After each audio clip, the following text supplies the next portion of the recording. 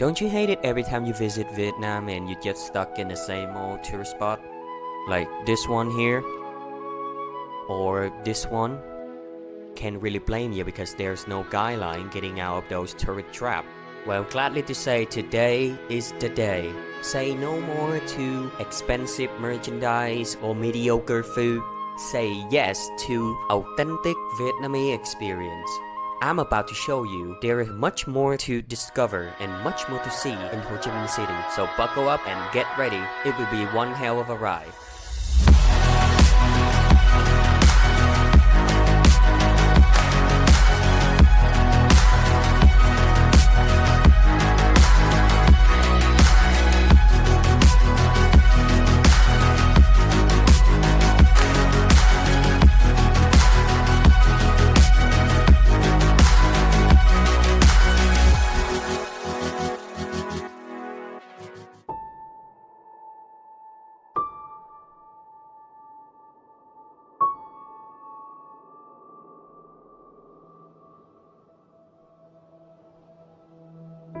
Welcome to District 10, home to over 240,000 Vietnamese citizens, including myself.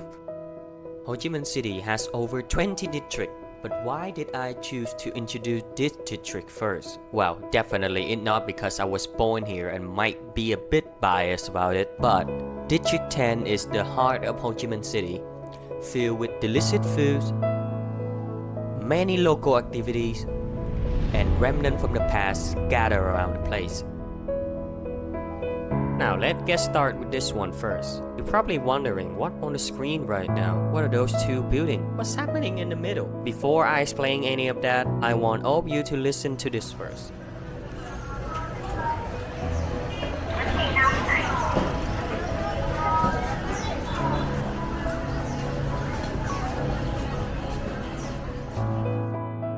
Can you hear all of it?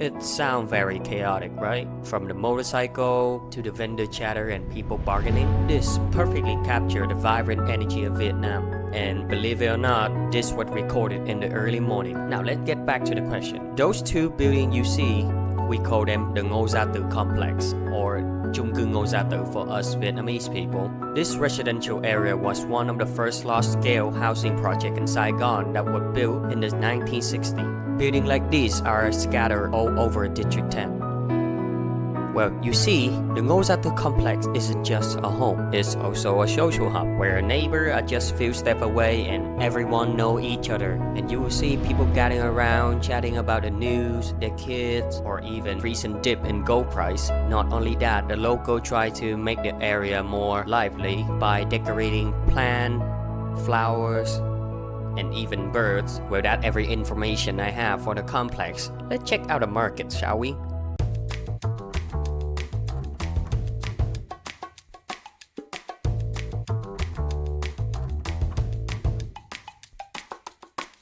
Here's a fun fact. In Vietnam, for every 500 meters, there's always a market. Or 1,600 feet for any of you that use the freedom metric system. Markets are essential to the Vietnamese people. Like the complex, they are not just a place to buy and sell goods, but it's also a place where people connect. Well, it's only 7 a.m. and the place is already rowdy. The reason why Vietnamese people wake up so early because it's building up blood. Waking up early means you getting your hand on the fresher products and ingredients at the market, and this gives you more time to prepare breakfast for your family. Plus, it's a great way to start the day with some exercise like a morning jog or enjoy a good cup of coffee. It's all about making the most out of every day. Anyway, let's see what the merchant here have in store for us. We got vegetable, we got herb and spices, we got flour, we got fish on a stick, we got meat on a stick, we got fruit, we got dog on a fruit. And many food stalls that you can choose for your breakfast. And look, they even have baby for sale. Oh, maybe not. There's his mom. Well, talking about food is making me hungry, and I just remember I haven't had any breakfast yet. So I started off the food list with a good old classic Banh Mi. But Banh Mi is such a staple in Vietnam. They are everywhere. How do you even know you're getting a good one? Don't worry, I got your back. To get a good banh mi, you gotta buy straight out of the oven. Sure, there's nothing wrong with getting the one that from a random stall, but usually the bread goes soft much faster and it doesn't deliver that satisfying crunch that you're expecting. Anyway, let's buy one because I'm freaking starving right now. This banh mi shop has been around since the 90s, and I remember buying stuff here since I was little. You can see the menu here, all of them are written in English with price for each item, so you don't have to worry about price increase for tourists.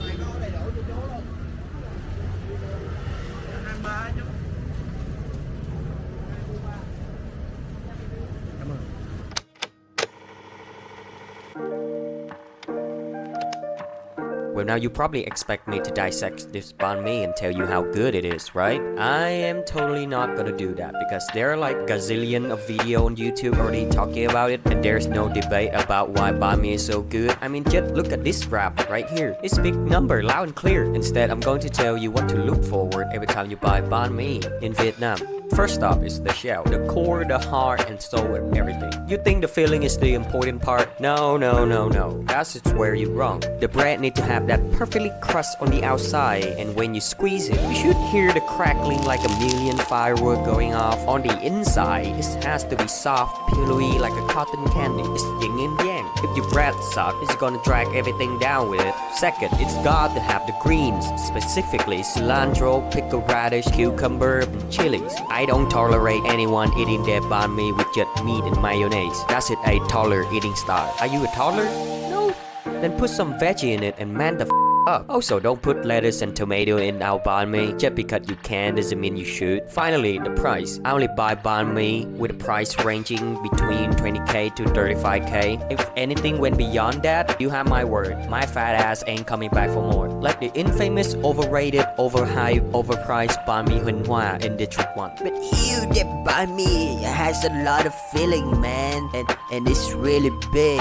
I think the price for it is reasonable. Look, man, I don't give a single or two flying about you putting a lot of cold cut meat, special homemade sauce, or even a freaking wagyu steak. Banh mi is supposed to be cheap and accessible to everyone. Making it bigger doesn't give you an excuse to stuff as many things inside as possible like an average white girl. And bigger is definitely not better. Banh mi is all about balance, like a roller coaster ride where each part of the ingredient plays its role. Sorry if I act a bit aggressive there. I usually let loose my emotion when I talk about my favorite food.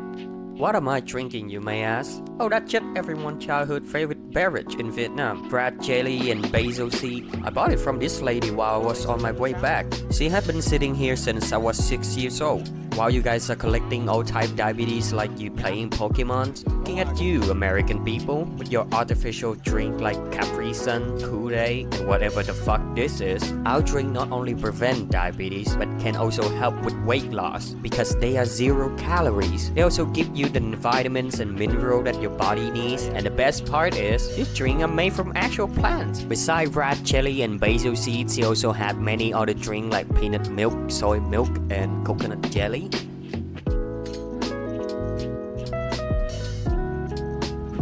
You know, while I was standing up here enjoying my breakfast and relieve the scenery, my feelings are all mixed up together. I feel happy because everything I remember as a kid still intact, like it's never changed to begin with. But I also feel sad because growing up is sucked. You are moving out because of work, nobody remember you anymore when you're back. As I finish my meal and about to leave, someone proved me wrong. 33 năm. Meet Ajia. Though that's not her real name, everyone around here call her like that. It means auntie in Cantonese. She's been a part of this community for as long as anyone remember. She running a small store selling shoes here. When I passed by, she recognized my face and reached out to me. It took me out surprised that she even remember. She was curious about where I have been and wonder about my camera. To be honest with you guys, besides knowing her name and the fact that my entire family buy shoes from her, I don't really know much about Ajia. So I decided to sit down and learn more about her. Năm nay 72. Chị em 72 tuổi. 33 năm rồi. 33 năm. Lúc đó đi lấy chồng. Nó còn bà ngoại luôn. Dạ. Phải khách nhiều é. Ế. Trời ơi, é thích luôn. Ít vô chợ này. Ít vô. Dạ. Ít vô. Chợ Bến Thành sạch. Ra chợ Bến Thành. Nhỏ mà dơ nữa trời. Dạ. Chợ Bến Thành cho sạch sẽ quá.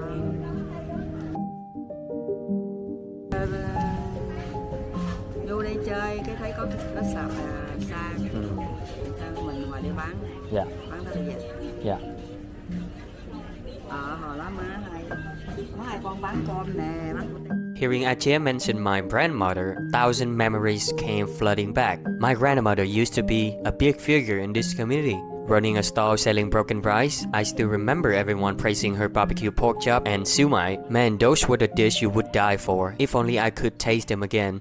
Sadly, her illness got the best of her. Then I saw Uncle Hing, who used to be very close to my grandmother. Whenever my shoe or flip-flop wore out, he was the one who fixed them right up. An independent shoe cobbler like him was a rare sight back in the day. Not everyone could do it. Now with all the technology and shoe store popping up everywhere, I can't believe he's still dedicated to do what he loved. So I swooped in and said hello. He didn't seem to recognize me at first, but when I mentioned my grandmother, he sighed and said time flies so fast he didn't even realize how old he was now. I explained to him that I was making video for foreigners who want to learn more about our country. He agreed to answer a few of my questions.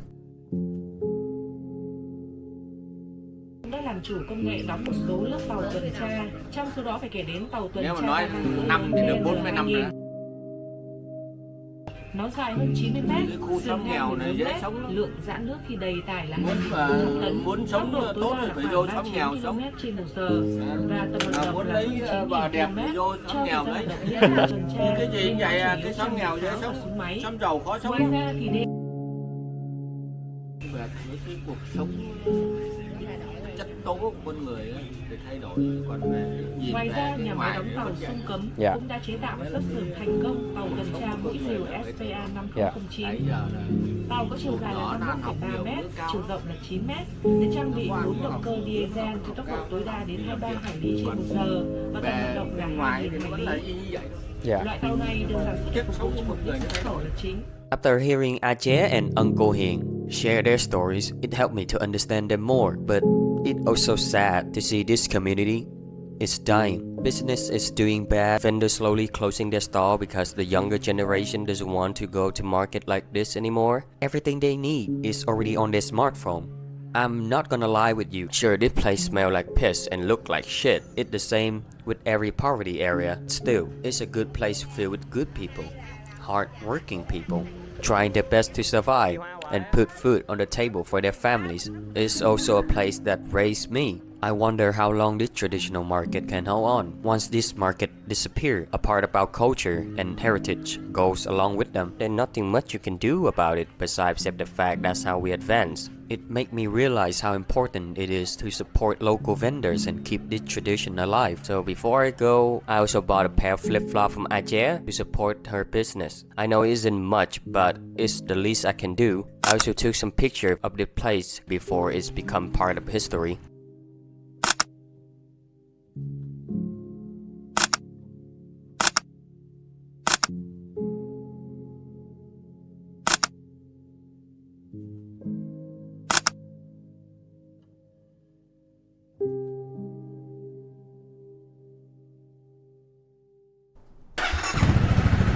So moving on to our next spot. The location is another market, but I won't dwell too much on it and explain everything since it's similar to the previous one. However, this market has something special up its sleeve. It's a flower market. This place is truly a paradise for any anthophiles. Before I tour you guys around, let me briefly explain the history of this place and how it operates. Established in 1987, Thi Ky Flower Market has always been famous for offering wide variety of beautiful and unique flowers from all over Vietnam, just like the name of the market. The market itself is located on Thi Ky Street, Ward 1, District 10. The market is somewhat hidden in a small alley within the Lê Hồng Phong residential area. Therefore, the entrance to the flower market is quite narrow. Most of the flowers here are sourced mainly from Đà Lạt City as well as the western southern province and Hanoi. The market operates 24 hours a day with goods arriving continuously during late night and early morning. especially during the festival season like that. The market become even more bustling and lively. So that is everything you need to know about the place. Let's check out what they have for us. As for my experience buying flower here, I'm as stupid as a newborn baby. I'm not gonna act like a smartass and pretend to know everything, but I do know that if a flower is beautiful, it's worth buying. And look, a pretty flower for your dad, a pretty flower for your mom, a pretty flower for your lover, and even a pretty flower for your dead lover. They got every flower you need here, from casual gift to grand arrangement for weddings. Oof, and don't let me start on the smell. This place is filled with the scent of lilac and gooseberry. I don't even know if that makes sense, but I just said it. You will be overloaded with variety of fragrance coming from all directions. And I'm also planning to pick up something before I leave. Leaving this place empty-handed just doesn't feel right. This store have variety of plants that caught my eye. No, I'm not buying flower because I don't have anyone in mind to give them to. And it feels like a waste of money, and the flower themselves, they deserve a better owner. Buying flower for myself? Who do you think I am? Tony Stark? Loving myself isn't exactly on my bucket list, but I went ahead and bought this plant for just 35k. That's like 27 peso if you're from Mexico, or 80 peso if you're like Filipino. It's going to be great for decorating my room. I would probably love this plant for maybe 3 days or 2. Let's call it 1 before my ADHD ass forget its whole existence. On another note, when you guys come here, please keep your hand to yourself. Do not touch the flower or pick them up if you have no intention of buying them. There have been numerous cases of tourists coming here and picking the flower for their selfies only. Don't get me wrong, you can take pictures of this flower as many as you like, but keep your distance like I do. And remember, flowers are very fragile, and these are the ticket for the merchant here to earn their hard work money. I really don't want in the near future this place are filled up with signs like this. It's really setting up the wrong vibe toward us Vietnamese people. Well, with that being said, let's wrap up our visit here and head to our next destination. I do hope you enjoy exploring the Thi Ky market as much as I did. It's truly a unique spot in Ho Chi Minh City. Now let's see what else in District 10 has in store for us. Our next stop is, you guess it, is another market. Now, I know what you're thinking. Hugh, another market? Seriously? I know market is really important to Vietnamese people, but is it really necessary to show them 3 times in a video? It's kinda like dragging on now. Don't worry, this is the last market I will be featuring in this video, so just hang in there with me, okay? So like the other 2 market, the merchandise here is pretty similar, but if you found the other market a bit too gritty and messy for your taste, this one might be more up your alley. It got clean, well, technically not clean, but it's better than the concrete floor than the other 2 market have, and a roof to shield you from the intense Vietnamese heat. Definitely more comfortable spot if you're not a fan of traditional market. Overall, the scale of this market is quite similar to the Ben Thanh market. I came to this market a bit late, so some of the stalls here were already closed. This might be a bit of a boring section, so boring that this lady have to whip out her karaoke skill to entertain herself. Yep, you can sing out loud in Vietnam without worrying getting hit by a metal bottle on top of your head.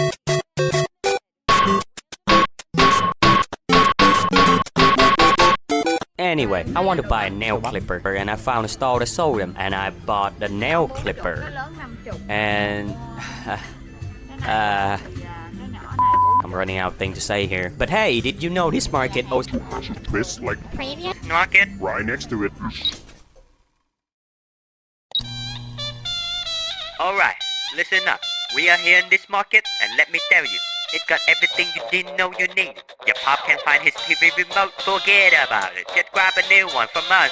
And if you're on the move, you might want a speaker to drive all that racket.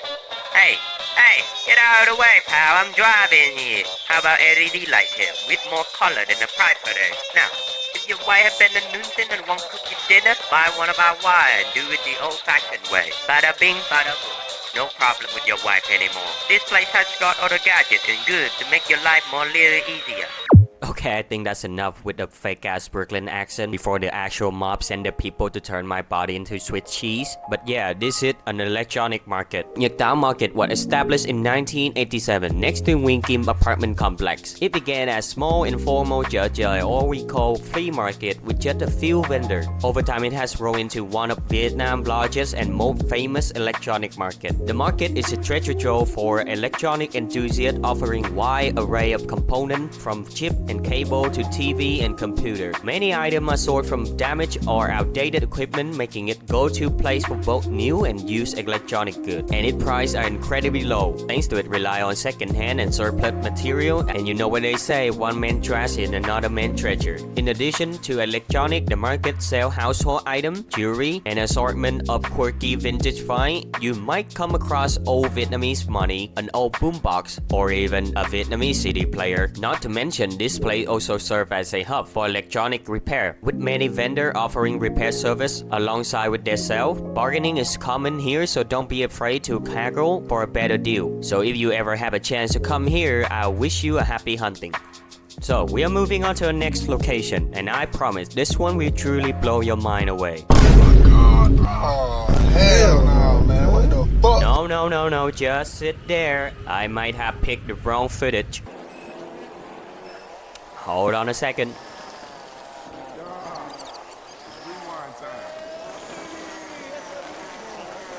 I know I have it somewhere here.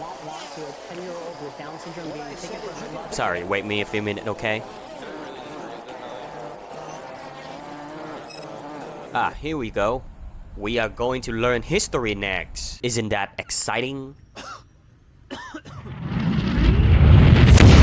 That's the sound of what happened during the Third Offensive, known in Vietnam as Tết Mậu Thân. It was a relentless barrage of missiles and bombs, with people screaming and yelling amid a ceaseless hail of bullets flying across the rice field. These sounds left a lasting scar on the older generation of the Vietnamese people, a reminder of terror they endured. Despite emerging victorious from the war, we lost many lives during that years. To honor the 1968 Third Offensive and the revolutionary struggle, the Vuong Lai Memorial was erected. It featured a sculpture and a traditional stele commemorating the sacrifice made. The memorial served as a site for remembrance and tribute, attracting thousands of visitors each year. It's incredible to see a memorial like this right in the middle of the city. It stands as a reminder to every young generation passing by of the sacrifice our ancestors made. And look, I'm not going to dive too deep into this topic, and you don't need me to retell you a story that already been covered by so many people with countless books written about it. Trust me when I say this, some of the footage and image I come across are pretty disturbing. I would rather spare myself a few nightmares, but I will share you a story not many foreigners really know about.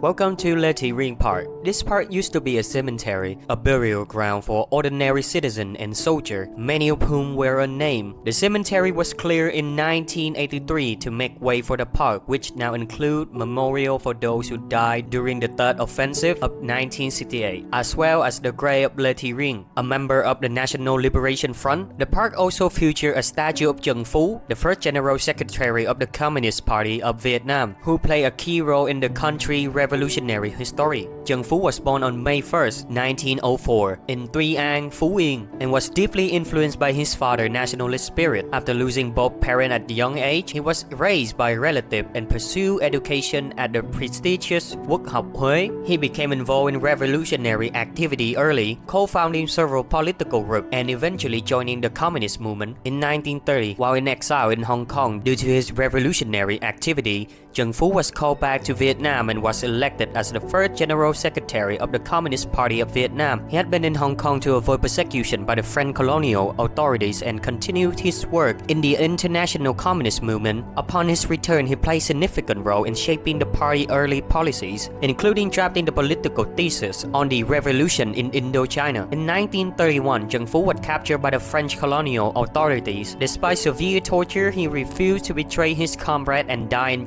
Quang Hospital at the age of 27, leaving behind a powerful message keep your fighting spirit strong. His remains were later relocated to his hometown in Hatton, where his legacy as a revolutionary leader is honored. So that's the story of one of our early revolutionary, Trần Phú. Beside him, you will also find panel dedicated to our great leader Hồ Chí Minh. I would love to tell you more about his incredible contribution, but that would need an entire video of its own. So if you ever in this area, feel free to come by and learn more about him. It's worth every moment. As I previously mentioned, the park also have memorial for those who died during the Third Offensive. Here you can see the name of many who sacrificed their life for the future peace of their children. Interestingly, not all of them were Vietnamese. There are also people from Cambodia and even Chinese individuals who helped us push back the invader. Thanks to them, we now have a place where we can enjoy our daily life, live peacefully, and appreciate the simple moment like exercise in the park, fishing by the lake, and spending time with loved ones. As I walked further into the park, I spotted a middle-aged uncle playing with his ball. Wait, that didn't sound right. Let me rephrase that. There's a whole group of middle-aged uncle playing with their balls. No, that's even worse. Their balls are rock hard. You know what? Let me just show you the footage.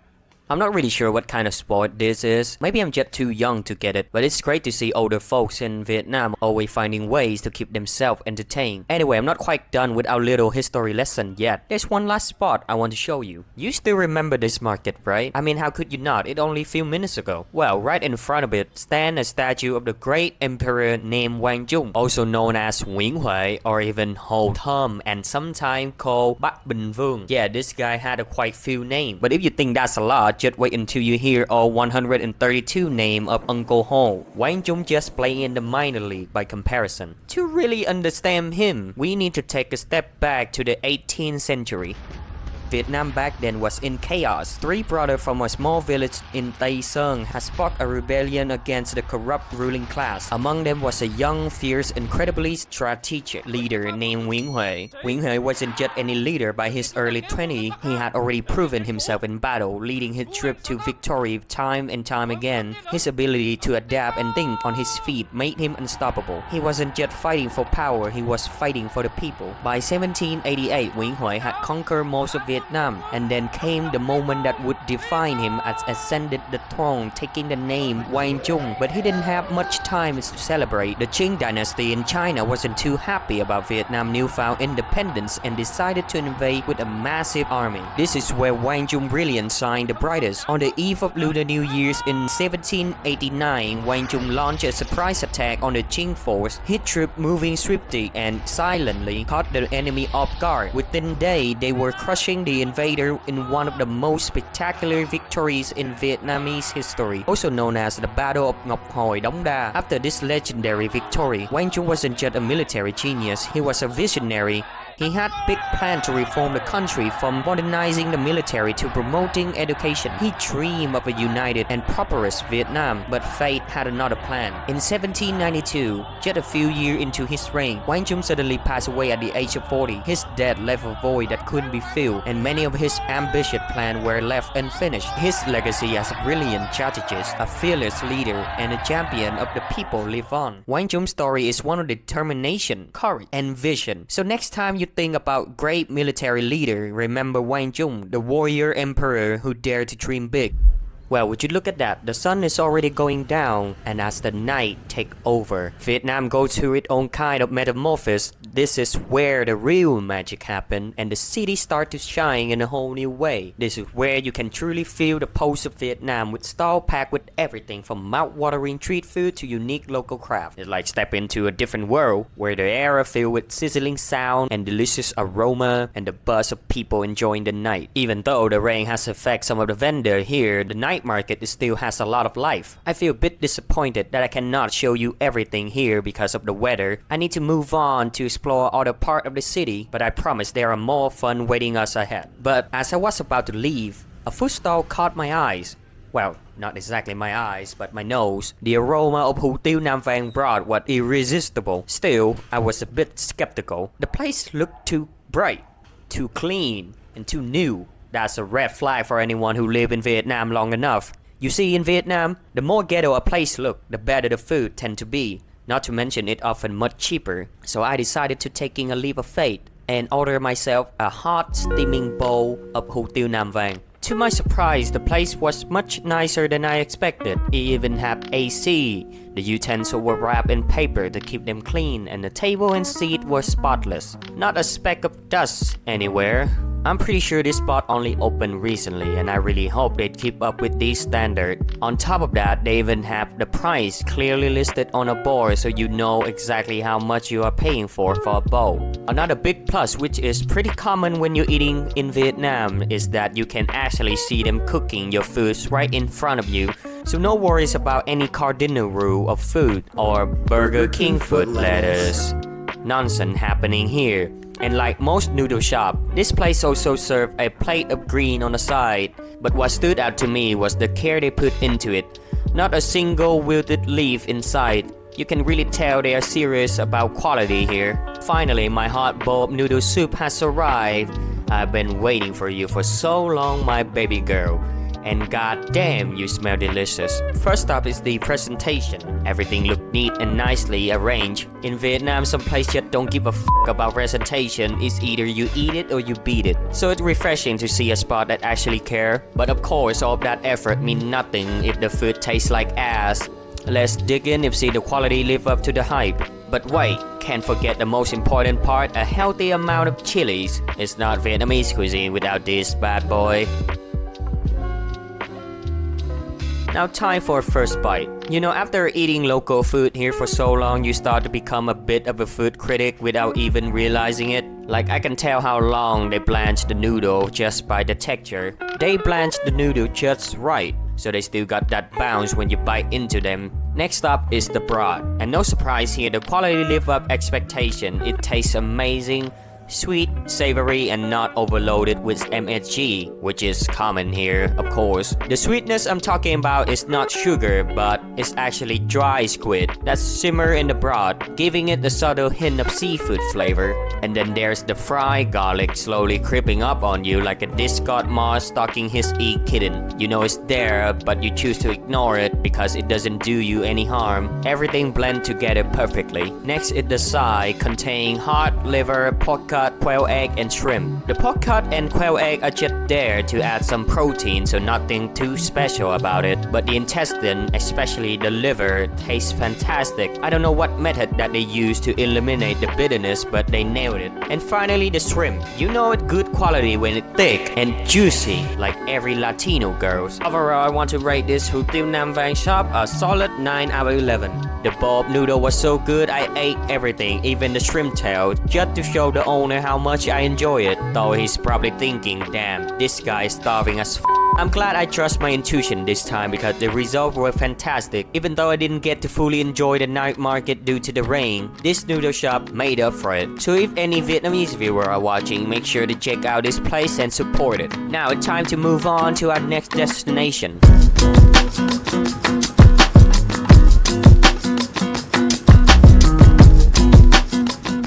So I swung back to the Ngo Gia Tư complex to show you guys just how much it changed. The place come alive even more with bright light and the clanking of pot and pan from every direction. It's like the whole complex transformed into a street food carnival. Everywhere you look, there's something cooking, sizzling, and being served up fresh.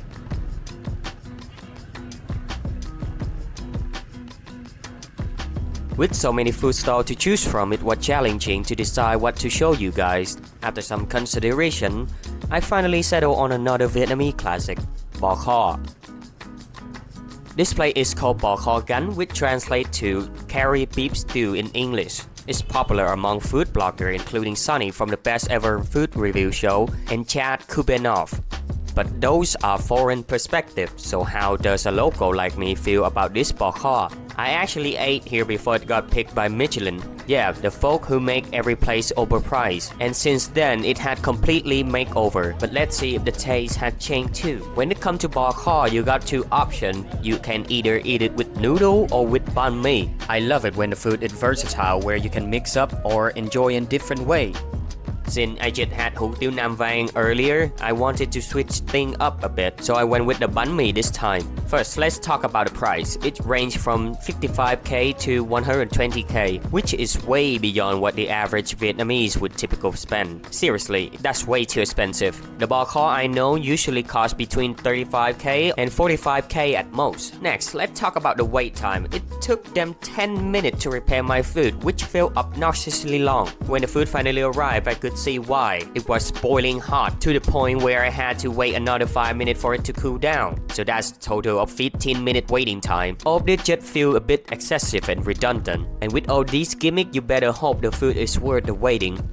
I took my first bite of the meat and it was so tender you barely needed to chew. But hold up, wait a minute.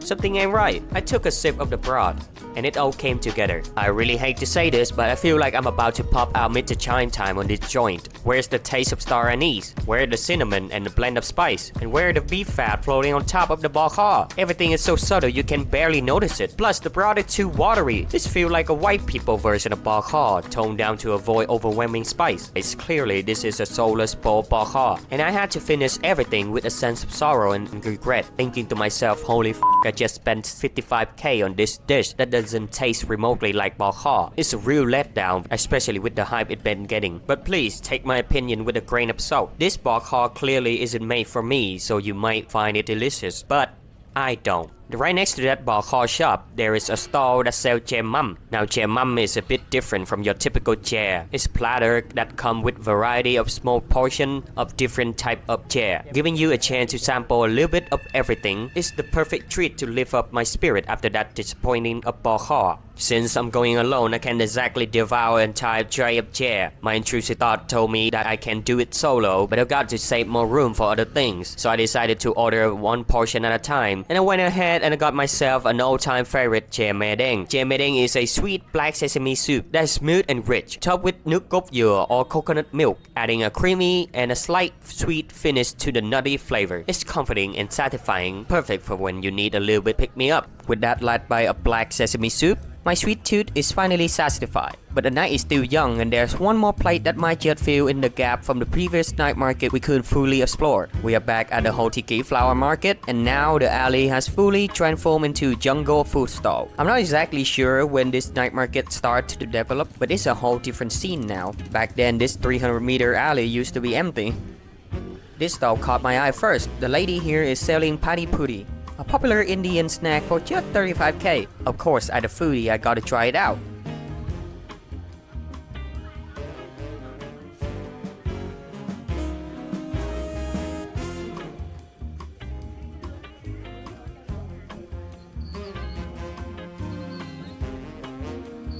Next up, there's a stall offering a soda slushy for 15k.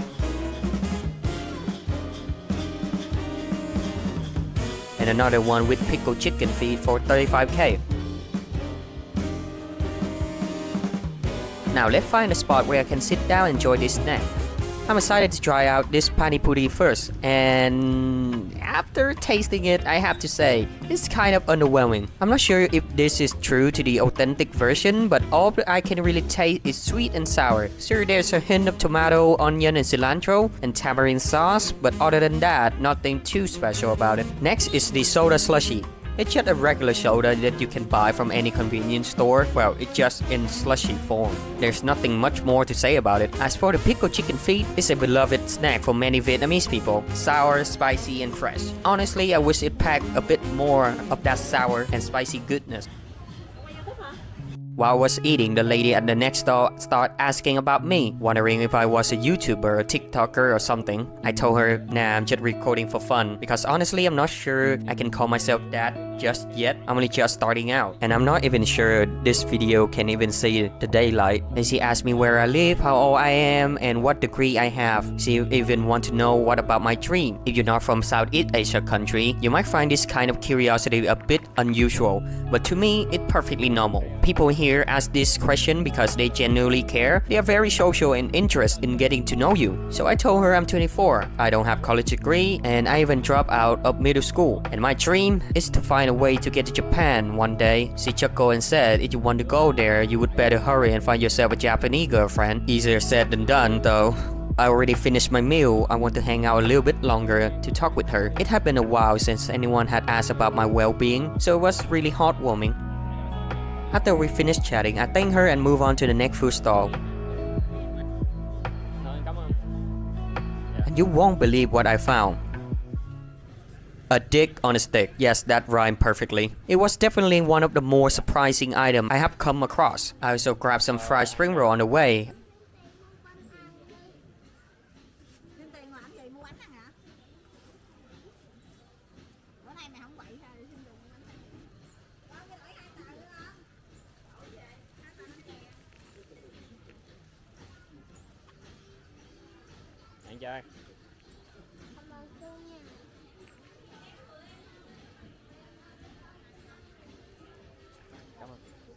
And well, it's probably the first time and the last time I would put a dick inside my mouth. Let's just say it was a bit hard to swallow, and I ended up choking on it. I decided to get something to drink. So I walked up to a nearby lady and ordered some wild berry tea. Now let's try the fried spring roll I bought. And honestly, I'm not even surprised. These taste blander than my life. Some of the food here is either a hit or a miss. But people come here for the vibe and the unique experience, not just the food alone. I would probably pack this up and take them home for a midnight snack. And I think I got room for one more night snack before I blow up like a 300-pound gorlock. So I was trying to buy this fried chicken when I heard a familiar tone. Somehow my mouth started to moving before my brain even had a chance to think. Next thing I know, I blurted out whatever came to my mind. Before I even realizing it, I was talking with a Japanese couple who had taken interest in this food stall.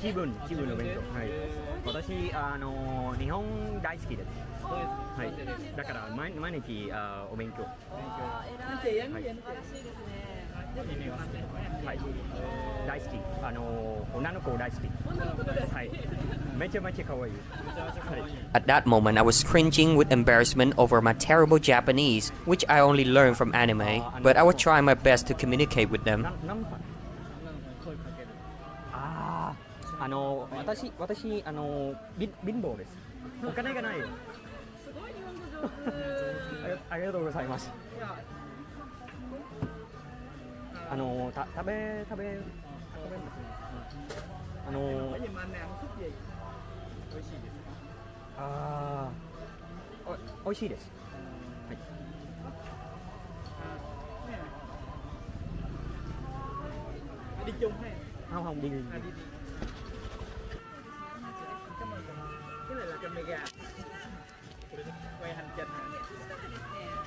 While they were struggling to figure out the Vietnamese currency, my mouth once again acted before my brain could catch up. I ended up paying for the food that they bought.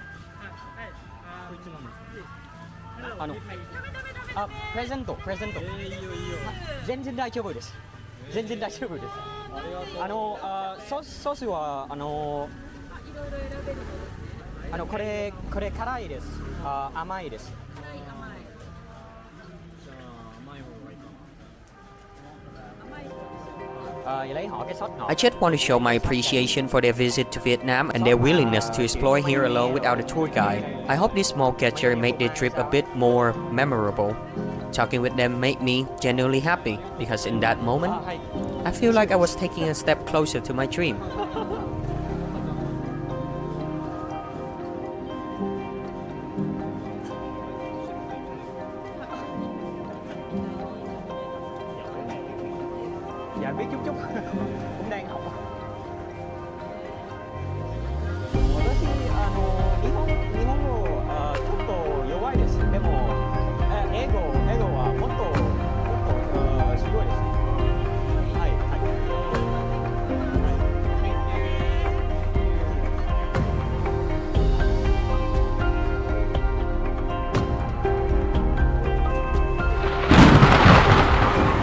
The rain has once again interrupted our field trip, and sadly this is our final stop. I cannot risk damaging my equipment. If anything happened to it, I would be in serious trouble. So here I am hiding from the rain and reflecting on the memory we made. It's been truly magical, whether it was morning or night. No matter where you come from, whether you're here to learn, to eat, to relax, Immerse yourself in our culture. There's always a place for you to call home.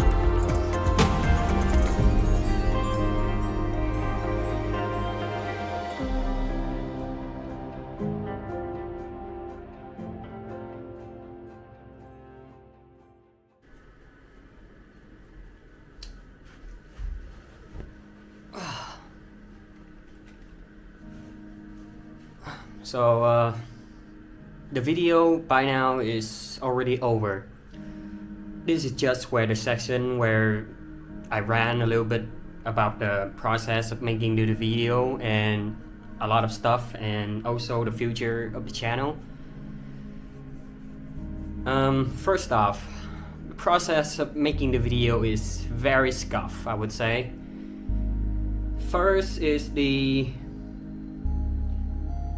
I want to make a video where it's not just about vlogging or maybe like just going around showing place and eating food. I want to help the people to understand more about Vietnam as a country. And the first time I hit the record button, fear starting to consume over me. I can't even speak for shit. And then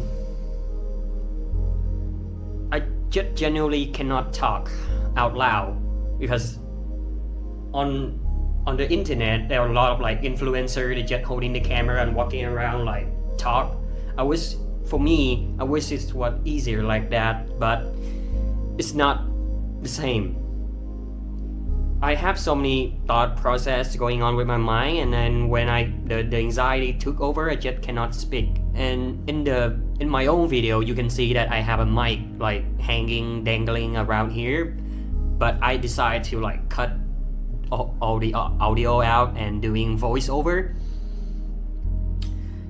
And when I record myself, my own intrusive thought starting to take over, that I fucking hate myself like on screen, because how fucking ugly I am and how my voice sound like a fucking squeaky toy, and I genuinely don't like anything that I made at all. It's very hard to accept that I have a lot of like it's just like I don't really like my own image, that's all. And over time I can like starting to accept myself a little bit more, and I feel a little bit more confidence over time. So yeah. And the funny thing is that I'm planning the whole thing like on January of 2024, because you can see in the video like where the footage show that the walking street in District 1 still have the decoration of the third Lunar New Year.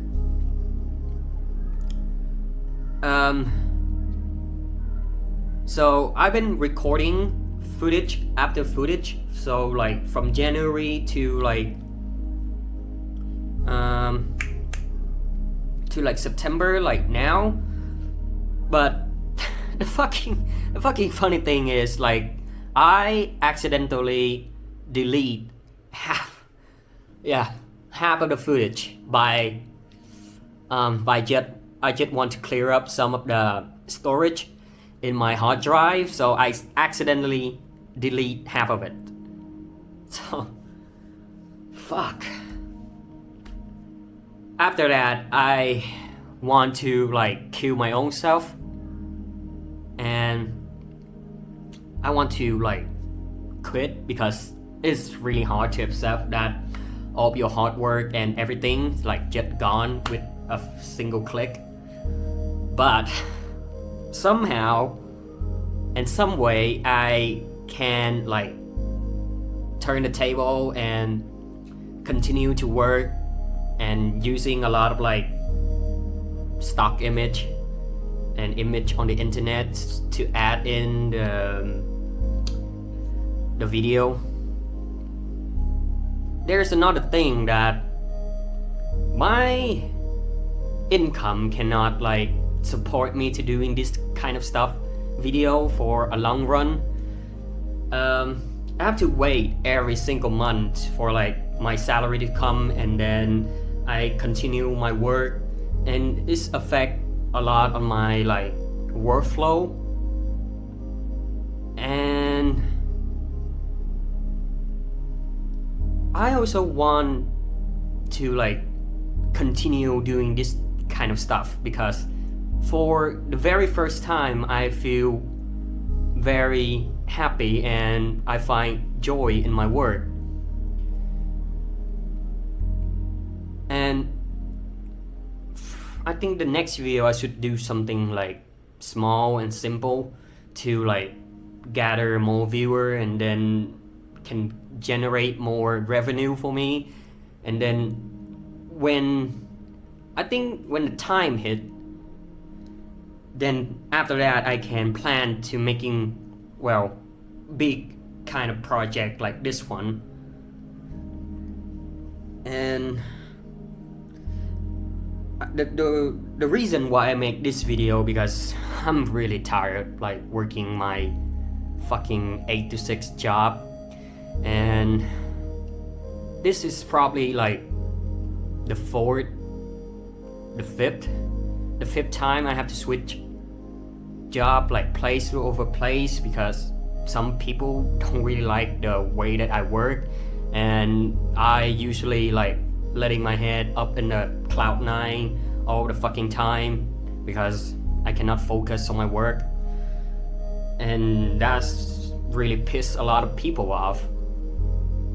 And I also want a job that where if I make a mistake that only affect only me, not everybody else. And I do hope that I can like earn money, not like a lot, but just enough money so I can meet a lot of friends and just going around and learn more about the like other country, like their culture, their food, because there's so much more in the world. And talking about friends, I want to thanks to a lot of people that I met during this years and previous years. Well, without you guys that I can't even find my own goal, like my own destination. And you guys helped me to open my mind like a lot. And especially a couple named Emily and Brody. Without you guys, this video couldn't even exist. Without your funding, I can't even have enough money to buy this very own camera. And I just want to say thank you very much, Brody. You put the bro on top of everything else. And I do hope one day that we can meet each other again and enjoy Putin in Canada. Well, that's everything that I want to say now, so I do hope to see you guys in the near future again. Thank you very much.